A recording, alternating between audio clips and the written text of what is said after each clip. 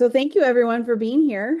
Um, we are just really enjoying this. Deborah is listening or watching and listening to the recordings, and she's going to be joining us actually on March 9th on our next meeting. So, and we can just talk about what we read and ask our questions and do whatever during that time. So I'm looking forward to that. And so Angela is co-facilitating with us tonight. Our other one, Jessica, is not feeling very well, so she is not going to be able to join us. But let's start, Angela, let's start with you. What's a big idea or aha or something that really stood out to you while reading this chapter? Um, I just want to say, I know that you probably randomly assigned these chapters, but like this was fitting so right for where I'm at in my position and just where I'm at in my math journey as well. Because, um, for those of you obviously probably have no idea, but this is my first year as a coach, and I've just seen word problems in all different realms now.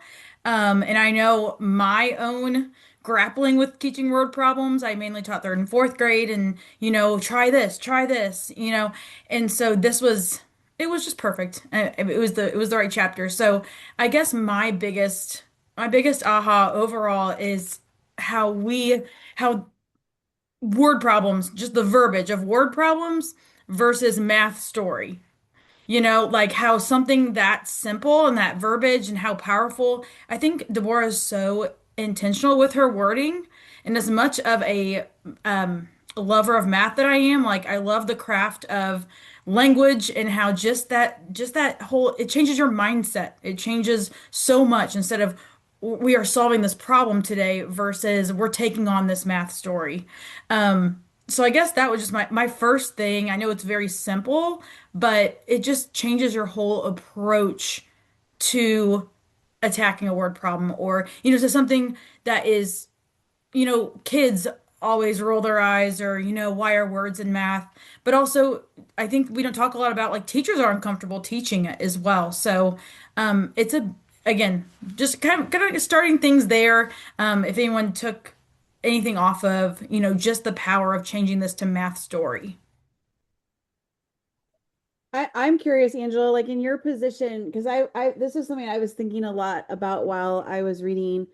But in your position, like when you're talking to teachers, who are like insistent on cubes or something, like what would you say to them about the power of the math story versus the word problem? Yeah. And it's first year teacher, or actually his second year, but it's first year at our school, a third grade teacher this year.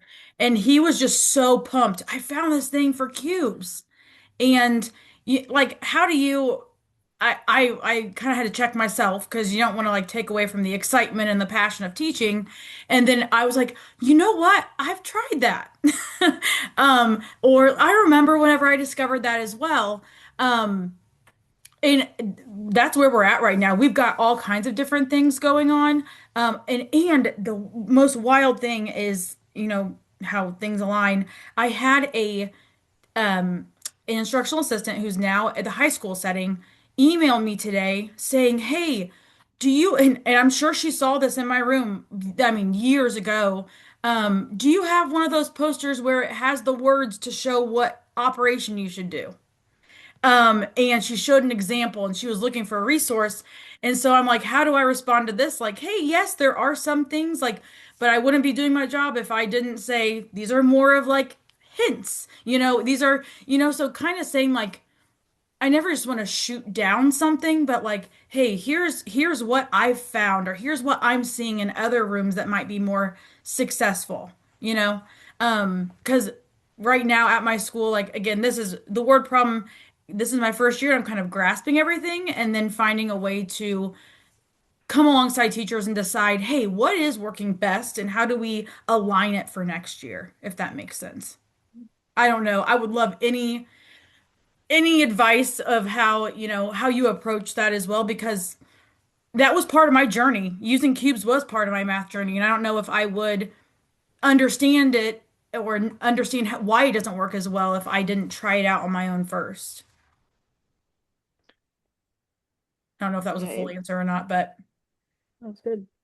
Yeah, it's reminding me too of there was a small teacher note in the back of investigations years ago. I don't know if people use that curriculum, but it was like why keywords don't work or something like that. It was a really like short article. And I remember taking like a screenshot of it. But again, it comes to this point of like, you don't just drop it in someone's box. Like how do you, but for me as the coach reading that article, it was um it was like, oh, I need to show examples where those keywords are in there and they're not going to get the right answer using those keywords to kind of cause some dissonance, with the teachers. But I know Norma and Jessica wanted to jump in, so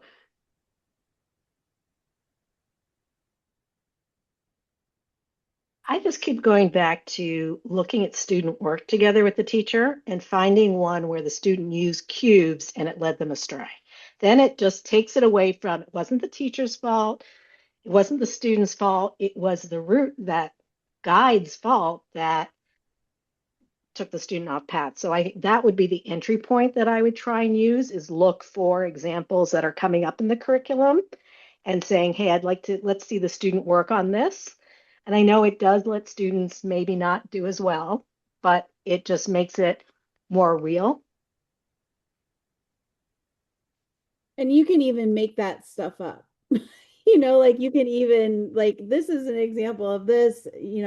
I've seen kids do it like this before, and then, here's another way, and then like use student work for that to kind of capitalize on that. I will say um February has been like this overload of professional development for me, which has been really great. But attending NCTM, there was a specific couple just breakouts on that have focused on word problems. And Karen Karp was someone who she presented a different mnemonic device where the E stood for something else each time for like one in cubes. It's I mean one was explain, one was find evidence, one was evaluate, like. And so that's something I plan to show once we grapple with this and decide what we think is going to be best for our students to align them, just kind of saying like if we all don't use the same thing, look what we're doing, we're making this so complicated. Okay, sorry, I think Jessica had her hand up. So I was just thinking, who is this? Angela, a lot of what you said kind of mirrored my own journey. So yeah, I definitely used cubes. I remember when I discovered it, but naturally like noticed students struggling when there were opportunities that didn't necessarily work. But I I also believe in the power of the math story, and I don't think that I would be the same type of coach or math teacher I am if I hadn't done a lot of work with Kathy Fosno investigations while we were using investigations at the same time. So I have read those notes about keywords over the years. So my cubes shifted as a classroom teacher before all the research came out about it. So the whole box your keywords, I always had box your action words. And we talked about how like these are number stories. These are stories. So in stories, there's action that takes place, and we have to understand what's happening in the story. So like cubes was never a specific order for me. And so if you have a teacher that's dead set on using it, saying that, hey, these are processes that we have to go through, but this is not the order, and we're boxing the action because this is a story. So every time we had a story, we did the three read strategy, and we would talk about visualizing it. I'd make my kids draw a picture, and then we'd talk about, okay, what's the action? And I would have kids come up front and act out the story. So if they were plucking things, okay, if we're plucking, what operations go with this? So instead of focusing on those key words, cubes became a way for us to unpack our story. So, sometimes you do have teachers that you're supporting that can't necessarily shift away from the tool itself, but you can shift the tool if they can't let go of it. So that would I be my like that. recommendation if that is your case. But if not, then just tell them not to use it. Lock that down. No, I'm just Yeah. kidding. Yeah. Annalise, what were you going to say? Oh, it Oh, didn't you're unmute, on. Annalise. Sorry. So a lot of what I've been thinking about lately too is how do we get students to practice the practices and not just be reading problems and extracting numbers and whatnot, and particularly the problem solving. I do worked examples, so to be able to have two examples, I do it with teachers and with kids. Same slide, where it talks about there are more ducks than frogs in a pond. And if there, or sorry, there are two more frogs and ducks in a pond, and there are five um, ducks, if I said that was right. So the smaller amount is the unknown. So if you think the word more means add, you'll get the wrong answer. And so I have Cuisinart rods. I love Cuisinart rods. Deborah mentions bar models. I think it's such a crucial piece of exploring the structure. Math practice number 7 of the story problems, and then math practice 3 about critiquing the reasoning of others, giving the chance to see here are two examples. And I have one written with blue labels and the conclusion that there are 7 frogs, and then the other one that there are 3 frogs. So you're either adding the 2 to the 5 or taking away the 2 from the 5, depending on what the story is. But we have a conversation when we debrief it. Like I give the kids time to talk together in partners. But when we come back, I say, I have them put a thumbs up in front of their chest if they think the blue one's the right answer, and then thumbs down. And then if you think the green one's the right answer, thumbs up. And with even adults and the kids, like half and half sometimes, right? Like, so we have a conversation of like, why do you think people who thought it was this blue one, like, can anyone tell me you're thinking? And someone says, well, it says there's more ducks than frogs. So it can't end up being 7 frogs. Like that doesn't make sense, right? But then to talk about why do you think our gut wants us to go with this other one? It's because the word more we think means add. So it's giving the experience to people. And I love a quote I heard from Kathy Quinn that said, experience changes beliefs. So if I tell people there's a research study that shows that keywords work less than half the time for single step problems and less than 10% for multi step, that might not change many people's ideas. They're going to think, oh, it's good, right? But I put them through an experience where they themselves thought this was the answer.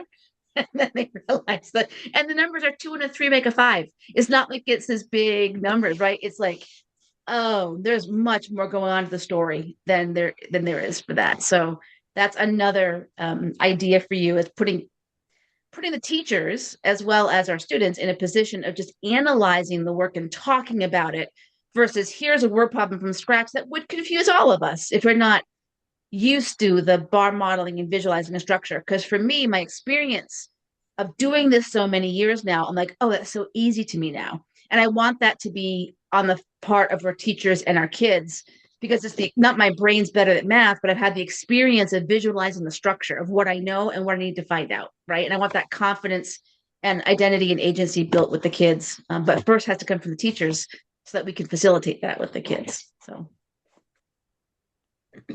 I love that. Can you say that quote one more time? experience changes beliefs, Yeah, I love that. right? I learned that from TJ and Laura Tomas. They're sometimes here, but they did a presentation, and one of the coaches that I work with in a school district in New York went to their session, and it's now become the mantra of their school. And her principal made Gosh. a stool, not a bar stool, but like a stool, and the top part is this design that says "experience changes belief." Like it's the whole mantra of the school now, and I love it. It's just so powerful. Love that. Wow.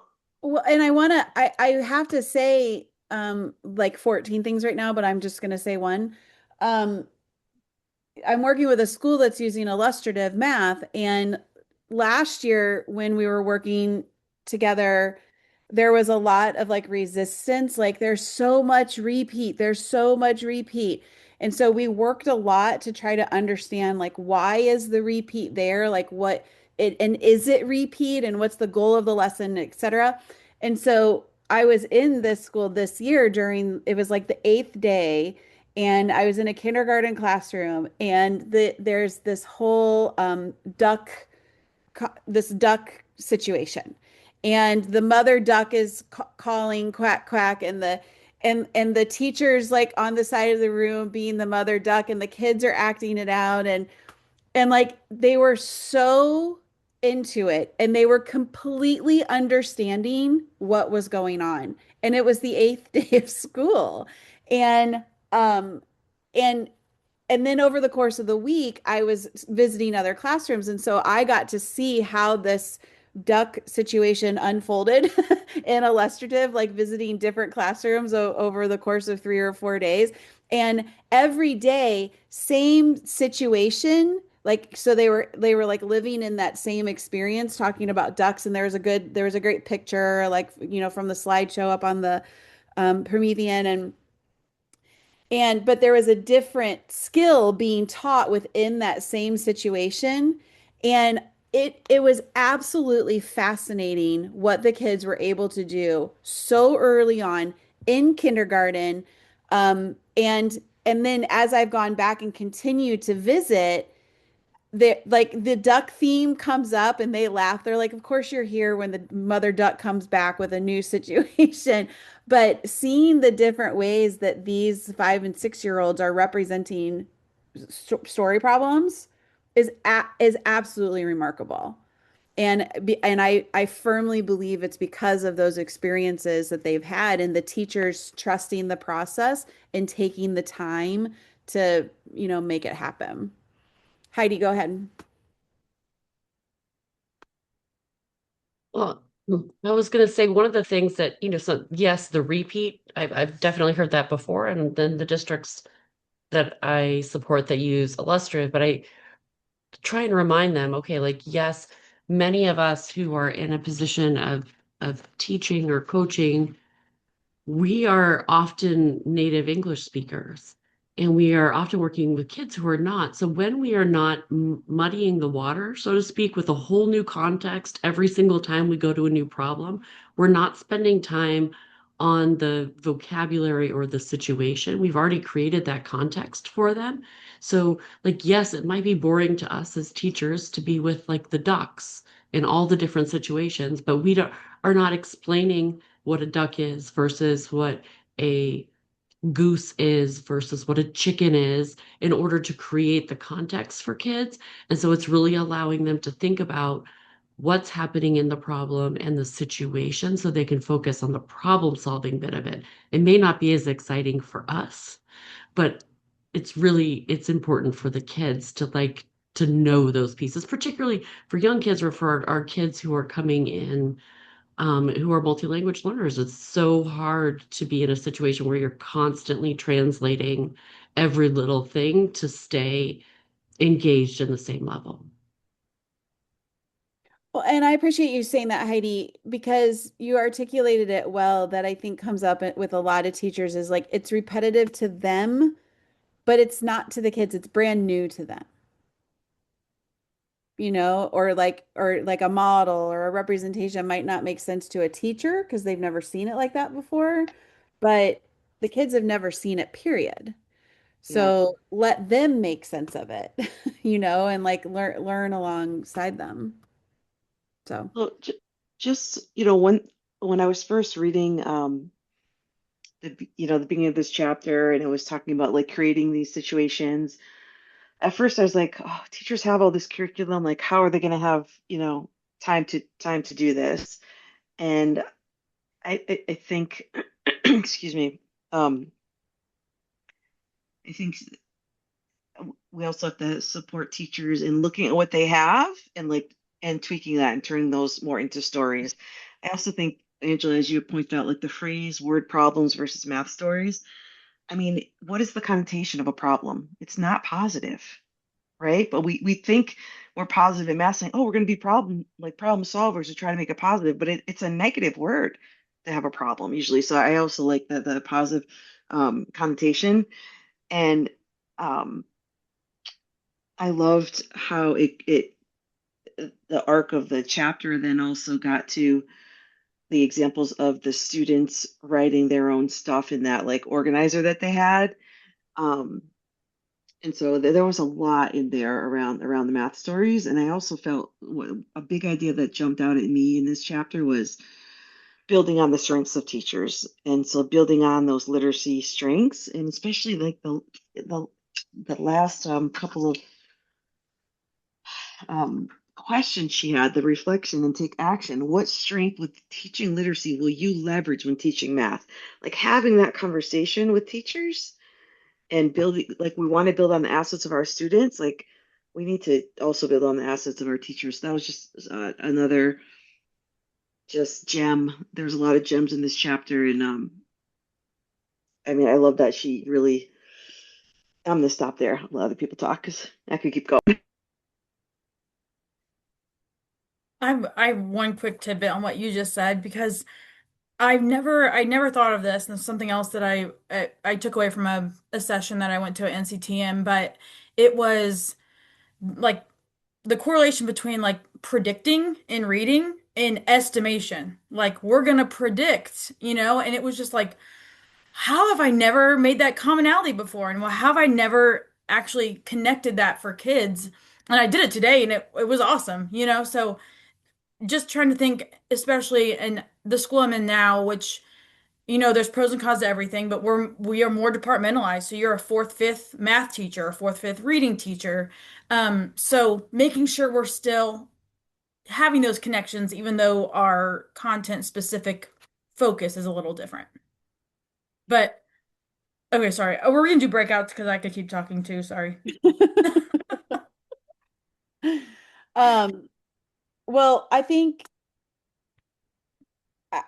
the one thing that I want to point out was the oral tradition piece. And one of my favorite things I ever did, I was assistant principal and I had a teacher quit mid-year. And so I was like, I'm going in there. Like, this is ridiculous. These kids are great. I'm going in there. And we did a whole oral tradition project where they were writing about it and we were making math problems about it. I'm never going to forget, like, as I was sort of modeling and sharing my story, I talked about my mom's peach cobbler and this whole thing and my mom made them and she came in and she served peach cobbler to all my students and we had this great time and it turned into like this incredible opportunity for and everybody in the class did something. And not everybody's mom came in with something, but they started to understand this idea of like I have stories to tell. Like this my family has stories to tell and then we turned them into our like our story problems. And it was so natural and it was something that everybody could connect to. And I was like, as a teacher, I was 100% engaged with this project because I was getting to know the kids so well. We were able to connect to everything. We were mathematizing our oral tradition, our traditions, and um, and everybody was in. They didn't even know the math they were doing because they were so engaged with the entire process. And so, I think that when we take out the like they have to be able to solve these problems. They have to be able to watch these models. They have to be able to do these things. And we turn it into an experience that that creates that comfort that we're looking for, with our kids and with us, I think, as teachers. Um, and and then later we teach them how to use all those skills that they learned to attack problems that, they'll know nothing about that they see on a standardized test or whatever. Jessica. Sorry, running my kid to practices, but it's the second time that like just the importance of experiences has come up, and it made me think back to when I was a classroom teacher, and I started using like planning an event as a reward for my class, but then they had to do all this math. Like I when dojo points first came out, I told my class something ridiculous. I don't remember how many points it was, but I really didn't think they were going to hit it. and the whole school started using Class Dojo. So my class hit those points like the first quarter, and I was like, yeah, if you hit this many points, we're going to go on a field trip. And our district had canceled funding for field trips. So I was like, oh crap, right? I was like, cool, but you guys have to plan it. So then my kids were researching online. They're figuring out the price per person. These are second graders. They were figuring out the price of a bus. They figured out how much money we needed to raise. Like everything was math. And so then I was like, hey, this is cool. Like they're into this. So then all of my rewards in class became things that I knew that they would have to solve math for. And that was their prize. Their prize was doing math so we could do something. But I still talk to a whole bunch of them. They're grown-ups now, but they were like, I liked doing math. I liked doing math with you. Like one was over my house on Saturday, and I think those experiences were what made it fun. But they were doing math for days. Yeah. I love that. That's awesome. I want to just piggyback off that, Jessica. I mean, that's incredible. Kind of mashing a couple of things that have been said together. Um, what I keep reading in this too, and what is just the making things relevant. If kids see themselves in it, if then they're gonna care about it and they're gonna persevere more. And I really connected to something she said in here. I know we can't just say, we have curriculums, we have, but we can use pieces of those. And last year, or the past 2 years, I really jumped into the vertical surfaces and working, but I'd grab a word problem or two from the book, but I would read it and I would just see how it would inspire me.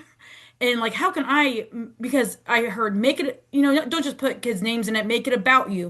They care about you. They care about the school, the community. So there were just multiple times where kids were like, are you really? Because I was getting married last year, and are you really gonna use this? And I was like, yeah, you guys help me with my seating chart, like, and so whether I was going to or not, or they were so pumped about it. And to be honest, like it made it so much more fun for me. Like it's a win-win-win situation. I know that sometimes it takes a little extra effort, but like I saw something about robotics. There was a problem that had robotics stuff, and I was like, how much effort is it for me to go to our Facebook and grab a picture of our robotics team at school, and just throw that up on the screen, and that's just a quick entry point that gets them excited. And then, with Magic School AI or things like I'm trying to hit all the national parks, so I put in, I'm trying to go to this national park, and you can come up with word problems all over the place if you use Magic School AI. And because for a while I was trying to sit down and really craft word problems, and I was like, if I just get the pieces that interest them and then let something else kind of do the hard work, and then I can mess with the numbers and things. But just making it more relevant, like get inspired by the book and then make it on your own. But I never did a class project like that. That is really cool. Okay, why don't we do breakout rooms for like 15-ish minutes? If you get one, will you stay here so that it continues recording on the screen and we can just chat? We'll come back at 7:46. All right, I'm going to open them up.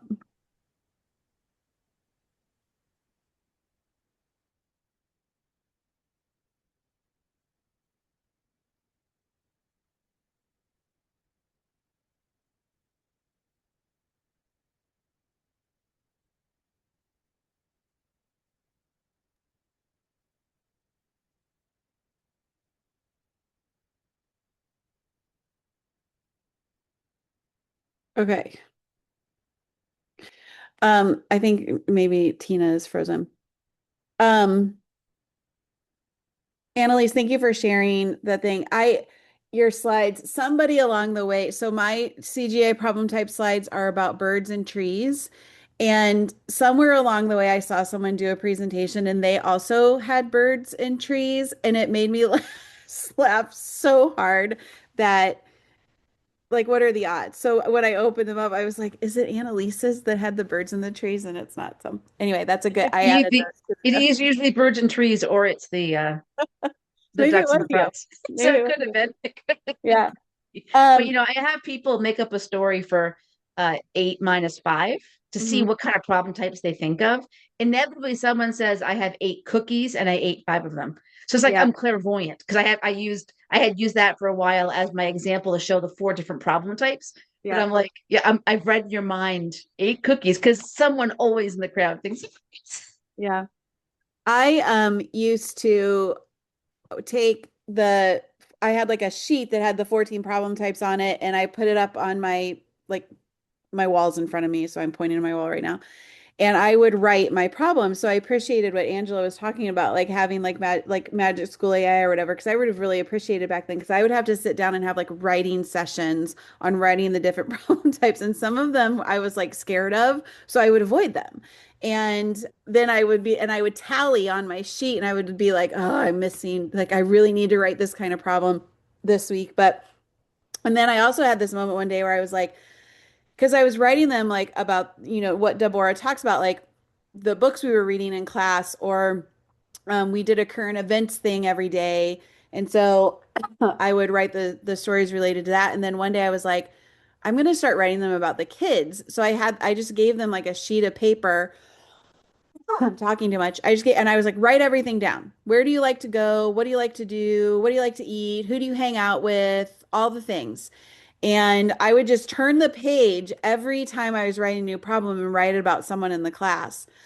And they were like anxiously anticipating who's going to be in the problem today. It was always really cool. I always did that as well with my fifth graders of using things that they liked in their names. But I know now that I only thought of 2 problem types, and not knowing there were 13 other ways I could have written those stories. So it's all good to include their names, but like you got to have the content knowledge of the 15 different ways you could write, just adding and subtracting, and the 9 for multiplication and division, let alone multiple step ones, right? Right. So I'm Yeah. curious when you talk about the AI, and I know there's this co-teach that's specifically the AI for illustrative mathematics. I'm wondering if that works for some of these tools, or ideas and concepts. And by the way, this in fifth grade, high school, they love themselves in the stories too. Yeah. Just have to be a little bit more careful. But once you get to middle and high school. I don't know co-teach. Does anybody else on this here know co-teach? It's the first I've Um, heard of it. Okay, so it's specifically for illustrative mathematics, and it's if you just Google co-teach AI, I think it'll pop up, and that is I think it's a free companion. I just started looking at. I'm not really in classrooms right now or working with districts, but I've heard it's quite good. It would be the sort of thing like you're in Unit 5, Lesson 3, you want to differentiate for X, and it pops up with some of those things. So I think they're collaborating with the authors at this point. Everyone, I don't know who's collaborating with who and the whole shift in the ed tech space. But yeah, if you're working with schools that are using IM, you should definitely look into it. Yeah, I'll do that. Yeah, so I don't know. I know that with Magic School, you can plug in, like you can tell them what problem type you want. You can tell them what numbers you want to use. You can give them a topic, and it'll write the problems for you. It's pretty handy I if you did need. start when I figured out how to use, what is it called? Autocrat. Mm. Um, so then I started making myself a template of like name name one and name two are playing a sport, right? So I started making a list of all my kids' stuff at the beginning of the year and just mail merge it. So I have like a whole document of template problems. And then every year the Oh, kids just fill out my Google form and just update my problems. So it's funny, like every once in a while there'll be one that doesn't change. Like my son went to my school, so he's like, I just got the third grade math do nows, and one of these has my name but doesn't have somebody else's. Like, thank you, because I make all of the math do nows for my whole school. But it made my life so much easier instead of like redoing the problems each year. I'm just like, that is a genius idea.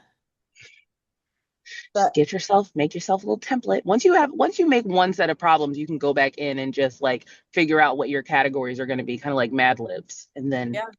mail merge it.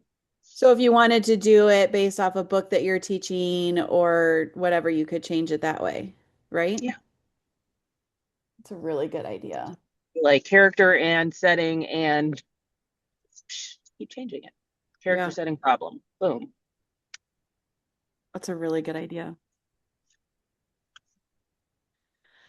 Karina, we've had a big, long discussion about the story problem types and making them relevant to the kids and the connections and stuff like that. What was something, if you don't mind, what was something big that came up for you in the chapter? Hey everyone. I think that for me the most important thing was that the kids don't need to know the types, but the teachers need to be aware of the types because just like it says, our textbooks, at least what I'm using, only has certain kinds. And then my district creates resources, but also the assessment. We have common assessments, and the district is the one that makes them. So when my kids who have been looking at a textbook that does not have these different kinds of questions, and then there comes a test question, everybody keeps saying, "Oh, the tests are just done tricky to trick kids." I'm like, nobody's here to trick kids. This is the kind of work we should be asking of our kids. This is the type of word problem they should be able to solve because this is what's expected of them. So it's just very interesting to me that I don't know how much time, if any time, I'll have to talk to Ryan, Miss Flessner, about do we teach that in our teacher courses now before we go out into the world of teaching. Like I didn't know about different um, types of problems until maybe 6 years ago Yeah. myself. So I just wonder. Yeah, well, I think it depends on where you are and who's teaching the course, like I That's don't for know, sure. like everybody and oddly doesn't know about them. And Right. So they don't cover them. I know that Ryan does. I did when I taught undergrads, but it's interesting that like it'll show up in the state standards, but then people just like don't click that button. And I'm Right. like, click the button. Like And the button. in Florida, we have the best standards now that work, somewhat changed from Common Core.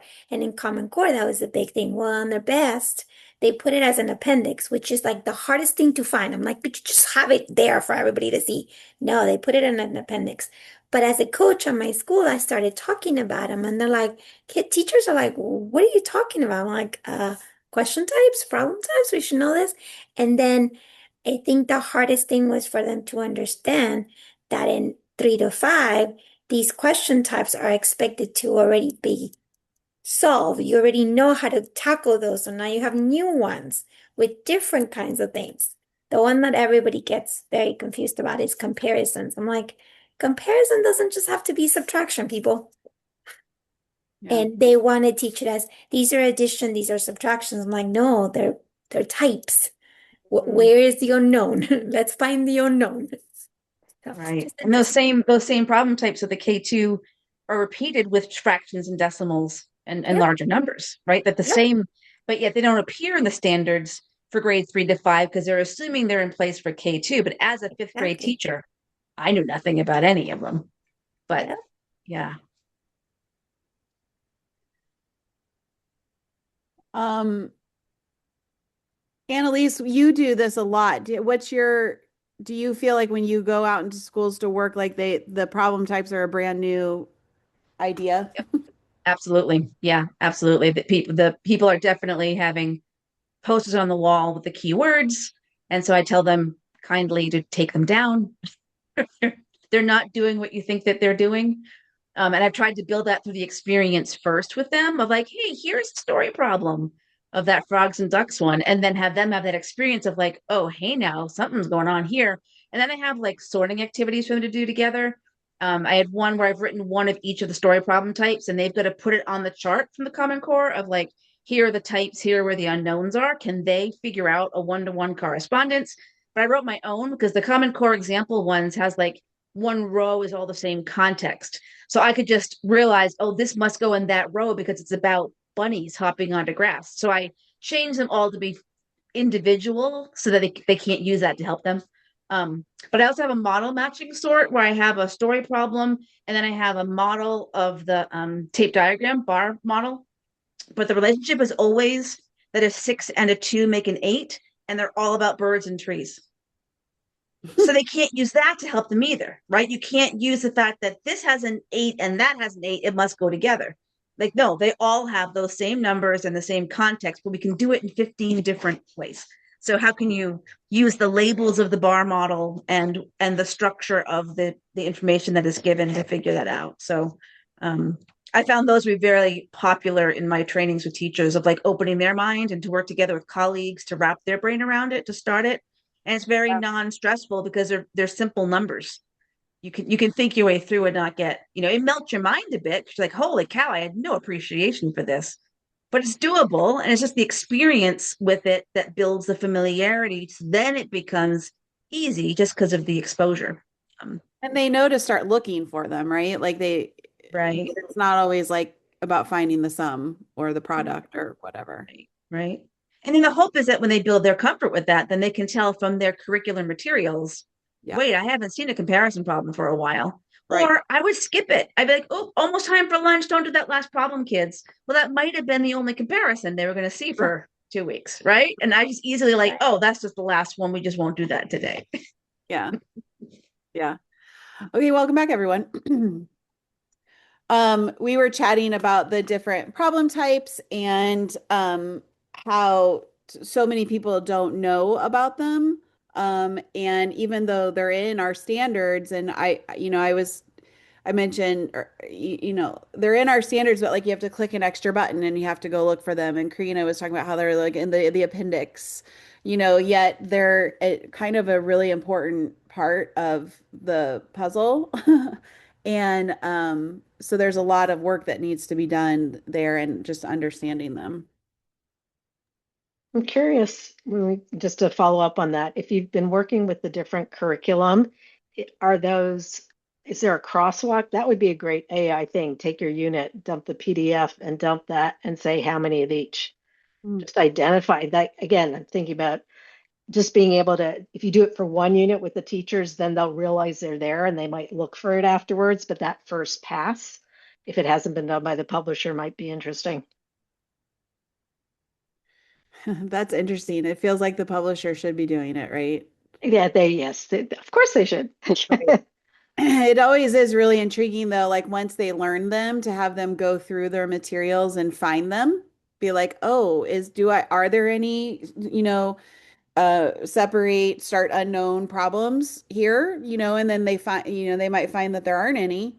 And so I'm like, so that's something that's missing. Like that's something that you need to fill in the blank with. Group 2, what'd you guys talk about? I don't remember who was in what rooms. It was us. We talked about a lot of great things. We just number one, just connecting with people across the country is really cool, and just being in different in capacities. But we mainly talked about who changed our life in math education, and who we read. And I got a couple books I need to get on Amazon after talking. But just a lot of helping, like, just giving that professional development to teachers. Like, it's not, we only do the best. Like, I truly believe everyone's out there doing the best they can with what they have. And you just don't know. We just talked about, like, when was your life changed in math? Like, I loved math my whole life, but it probably took till year 6 where I was like, in education, where I was like, wow, you can teach it that way, or that does make more sense that way, or there is a different way. Um, and I think she said it took her a while too. And like, it just, that whole recovering traditionalist thing, and just finding a whole new path and trying to show others that path too. But I'll let your piece as well. No, well, first of all, I just want to say, I think it was Annalise who kind of put in a newsletter or something. I do a lot of workshops and things of hers that this opportunity was out there, and Really appreciate. I've only been able to had a lot of health crisis in my family in the last month, and it's been rough. So I'm even leery of having my camera on at this point. It's been a day, but I just wanted to say, like, I'm totally fangirling on this podcast or this right now because first of all, Heidi, Math for All podcast is like you and Molly. It's a must watch every week. Every time you're on, I can't even. Annalise, you and Dr. Nikki, like so much of your work. I just appreciate it so much. And Courtney, I have just found out we're neighbors. Like you're in Indiana, I'm in Ohio. We both work in the educational service I may have center. done a pitch. I'm sorry. Yeah, I'm going to be like reaching out because I think we are on very, very similar paths. And I just think this work, I mean, this is 34 years for me, but this work is so important. And as an element, as the hat that I wear as an elementary math consultant, we just keep saying that what we're trying to do is advance the capacity of educators. We're only going to grow our students when we grow our people. And I get a little rubbed the wrong way sometimes when people say, well, elementary teachers love literacy. They do, but I think what helped me in this chapter was you can take that love of literacy and put it, those same routines and concepts and the ways that you teach storytelling can really work in math. And I think if we need to draw those connections to build that agency of our our elementary folks that maybe have a stronger literacy background, that's a great angle to maybe get them on board a little bit and ease their anxiety. So the couple of just things that I wrote down too is that one of the first lines in this chapter was that context illuminate mathematical ideas and deeper understanding. I think we just need to get that familiarity, that context, getting to know your students and what they pulling out their strengths, but that storytelling in math and not saving all those word problems and everything till the end. Like, kids are tired when we get to the end. So let's not give them a bunch of text to read and things to figure out. Like, let's start with that. I think we could start with the idea of word problems and problem solving and then get to that computational stuff later. Because this is where the real work is going to be had. The curiosity, the creativity. I think it's in that connection with literacy to do them in tandem. I thought was a great idea. So thank you so much for allowing me to be here. It's just I'm so excited. So and Angela is gonna rock that coaching job. She's Thanks for being here. I'm just going to pop in. I'm putting something in the chat because you talked about the strengths, Levon. I had come across, this is from understood.org, which is a great site for different instruction and just understanding different learning styles and neurodiversity. But they had this strength chain activity where kids color coded and it had their literacy, their math strengths or whatever, and they created their strengths. So coming from an asset orientation, and I always thought it would be a very cool thing to do for math specific. It is one of the pages, but I just wanted to share that with the group. Thank you, Norma. Norma has all the tidbits. Yay, Norma, she's a great wealth of knowledge. We were group 3, and it was Heidi and Elisa, and I've already talked a lot, so I'll let one of them jump in. You go, Heidi. Oh, this was Elisa's favorite chapter so far. And so I think that's one of the, but we talked a little bit about what everyone else talked about as far as the story problem types and how, while it's part of the standards, it feels like that's missed sometimes. And so our discussion was more around if we're attempting to really support particularly our K2 teachers, their literacy skills and backgrounds are often the things that they are the most comfortable with. And so how do we show the connections between all the work that they're doing in literacy and how that can also support the work that they're already doing in math? And not even so much just with like traditional math stories that like books that are written with a math perspective, but also what are the books that you're using in literacy that you've already taught the context, you've taught the plot, you've taught the vocabulary. How can you now use that to teach and create math stories? And so that was that was kind of our landing point.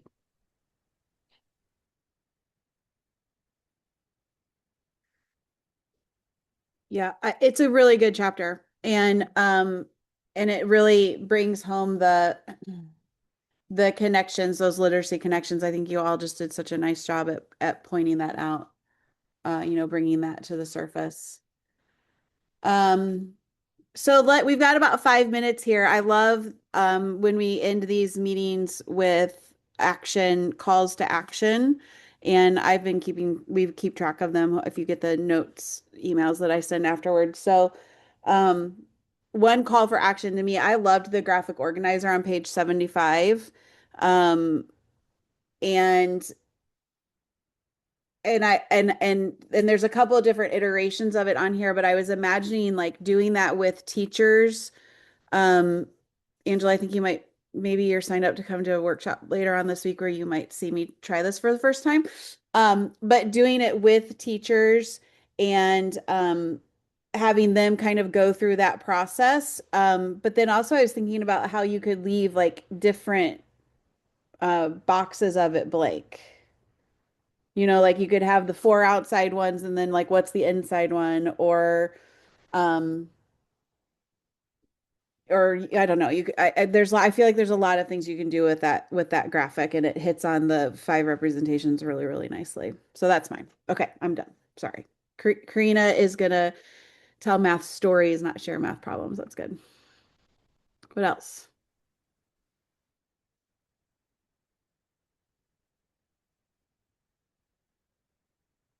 I'm gonna attend a workshop where someone's gonna present on math problems. But seriously, my action is going to be to take all that goodness and figure out how to use it with all the math teachers. I wanted to ask if anybody has heard or has worked on the three reads protocol because I know it's something that's really used. And it's funny, I came into our school 2 years ago, and now my principal has made it that every single time we have a word problem, we should be using that. But I wonder why cubes is so everybody, let's do it. But Yeah. then something that, hey, let's just talk about what's up there. They will not do it as much. So I was just wondering if people had experiences with that. Yeah. I don't know if anyone has that, but I love that, Karina. While we were talking, I was thinking about like, so what's the deal? Like, when did story problems become such an issue? Like, why are they at the end of the practice pages? And why do they have like a page that at the top says divide to solve? Like, what's the deal? What's the history behind that? I don't, Annalise, maybe you know the history behind that, or maybe Deborah knows the history behind that. I don't know the history on that. I just know from my own experience, having gotten a master's degree in order to teach. I only had one class for math, and it was math and literature. So I came out certified K-8 in New Hampshire, no more understanding an eighth grader learning math than a kindergartner. So I taught the way I learned, and the keyword posters were up all 13 years. I literally gave my students highlighters, and I read every story problem for every test, and I helped them to highlight the numbers and the keywords. So I implore people not to do the things I did do when I was a classroom teacher. I didn't know anything different, right? We do the best we can until you know more. Dr. Maya Angelou, and when you know more, you do better. But so I don't know the history on that, but that was my journey. I didn't know anything different. So I'm assuming and wondering whether people have the same, they weren't exposed to it in their college training programs. And then you're teaching all subjects, right? You're not a master of any one. You're teaching everything, and you've got everything plus the discipline and all that. And you do the best you can. You think, well, I was trying to help my kids. We all want our kids to be successful. So, hey, if I can help them and do everything but actually calculate the answer, I can help them. I was not creating problem solvers or any perseverance. Yeah, well, we did how we were taught. And I'm not saying anything, but I was in fourth grade, 40 years ago, and I was circling numbers and underlining keywords. So that is a rich tradition. Norma, what were you going to say? So the success I had with one teacher in the three reads was when he realized that the students could do it on their own. And I think that's the difference. The cubes, as opposed to they put up, they figure the kids can follow it. They don't understand that 3 reads is also something they can do on their own. It feels very like the teacher has to do it. So as long as the teacher models it and then realizes they don't have to do it for the students, then it becomes something, oh yeah, I can just put up, make sure you do the 3 reads. Like, ask two before you ask me. There's all kinds of other things. So they don't see it that way because it's not a poster. But maybe if we made a student facing poster, they would. I don't know. And make it real pretty. Right. We No, love so our when he had- posters. Love our absolutely. Well, posters. yeah, when he had them work in groups, he would say, you have to do and he would go over who did the first read, who did the second, who did the third before you ask me a question. And that's building the problem solvers and student capacity, but the teachers don't see it that way as a protocol. It's very much delivered as a teacher-led protocol. Jessica, go ahead. Now I forgot what I was gonna say. But I don't know why. I don't know any of the history of it, but I have done a lot of work with the 3 reads. And I think it started because I was a classroom teacher doing all the subjects, and my best friend was using the unravel strategy for reading and writing, and she started using it with anything that the kids had to read. So kids were unraveling math problems. And the 3 read strategy I actually learned about from teaching ELA before it was ever presented for math. So we started using it as a way to just understand the context of any story.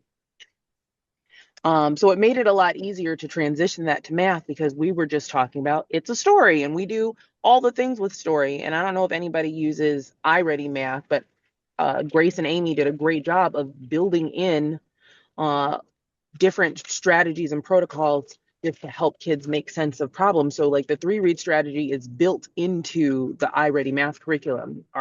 Our district just adopted it. So that's been really nice because I've been preaching about using the 3 read strategy in math to my whole school. It's been hung up in the bathrooms for teachers. And now they're like seeing it built into the slides with prompts for their lessons. So it's been really successful in our building because they've been doing it with investigations for the last few years, and now it's built into their curriculum. So just like with kids, like practice makes progress. And so teachers grow more comfortable the more they do it, just like kids get it the more they practice. Good. I was curious about the 3 reads protocol for those of you that have seen it before. I learned about it from the San Francisco Unified District, and their read 3, like the first read is the context of what is the story just about. Second is the quantities. But the third read, from what I originally learned it, was the kids make up the questions.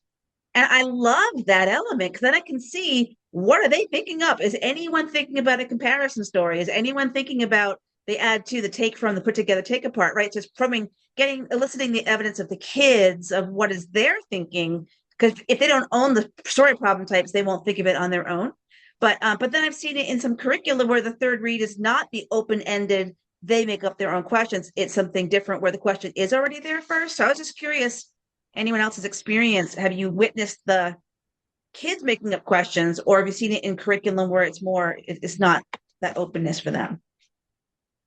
So I can tell you, and at least I'm using it for the questions that we have in our textbooks. So we do have my third read is, what's your plan of action? And I say it like that because I want them to share with somebody so I can hear what they're thinking. So before they go and spend 20 minutes on solving and going this way, if you're supposed to be going this way, kind of try to catch them. But I've also done it for kindergartners where I purposely remove the question and ask them what they wanted to answer. What's the question you wanted to answer? Just because I know that that was one of the things that I did for my master's, that I wanted to create problem posers, not just problem solvers. Like, all the time we're answering somebody else's questions. What about the questions we want to figure out? So I've seen it done both ways, but I do understand that in the textbooks, most of the time, we're answering the question that's there. Okay. I've done it both ways too. The way our curriculum is set up, like it comes with ready-made slides and it actually takes the question off for the first 2 reads. But on the third read, I think it takes off the question for the first read, and it just has kids like visualize and figure out what is the question about. But we've had conversations with teachers about how, like, you can alter the slides, they're Google Slides. Like, so just ask kids, what do you think this problem could be about? What questions could we ask about this problem? So we are making that recommendation, but the curriculum doesn't come set up to have kids um, brainstorm on their own, which I dislike.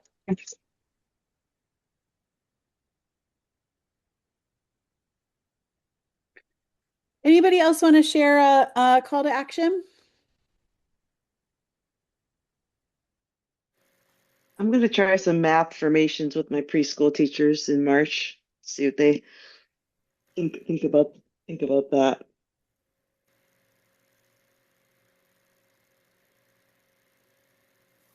It's a good piece of the book that those are showing up everywhere to remind you to do them. All right. Well, it's 8:06, so we went over. So sorry, but thank you again, everyone, for being here. Really, really good discussions. So many interesting takeaways and things to think about from the chapter, but also from the conversation. So we appreciate you very much, and hope you Yes, thanks everyone. have a great night. Oh, and don't forget to go to the virtual summit this week. And Annalise is presenting. Is anybody else presenting at that's here right now? I'm not this year, nope. No. Courtney's on Math for All on Wednesday. Yeah, woohoo. Woo! So good week, but the virtual summit is free and highly recommend. So if you haven't signed up, Annalise put the link in the chat, so grab that before you take off. See you Have a guys. good Thank week, you. everyone. Thank Thank you. you. Bye, everybody. Thank you.